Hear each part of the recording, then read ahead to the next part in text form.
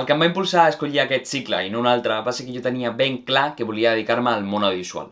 El que sí que no sabia és quin camí agafar una vegada acabés. I és per això que aquest cicle en concret m'ha ajudat moltíssim al saber el que m'agrada i el que no m'agrada. Els aspectes més enriquidors del cicle per mi ha sigut tocar des de que comencem fins que acabem la part tècnica.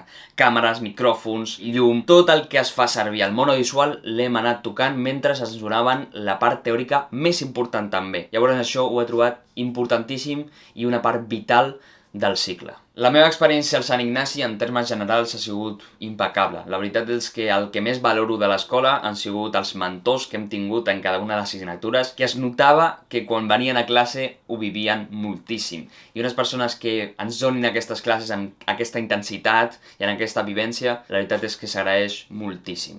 Per mi l'experiència més destacada d'aquests 2 anys ha sigut l'assignatura de Plató. En termes generals és una assignatura molt important perquè t'ajuda a saber com treballar en equip, perquè el dia de demà és molt important saber el món audiovisual i a més ens ho hem passat super bé.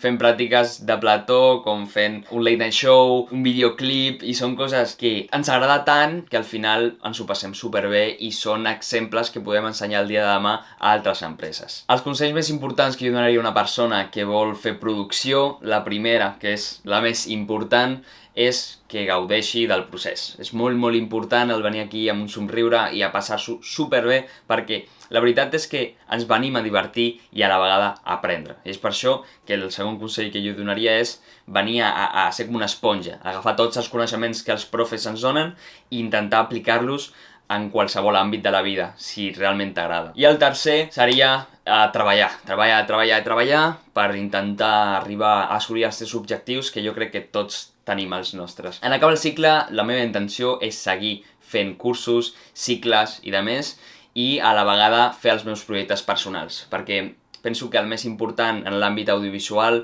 és fer i no parar de fer. Però a la vegada sento que s'ha de seguir estudiant sempre. La carrera és una molt bona opció, però sempre hi ha temps per fer-la.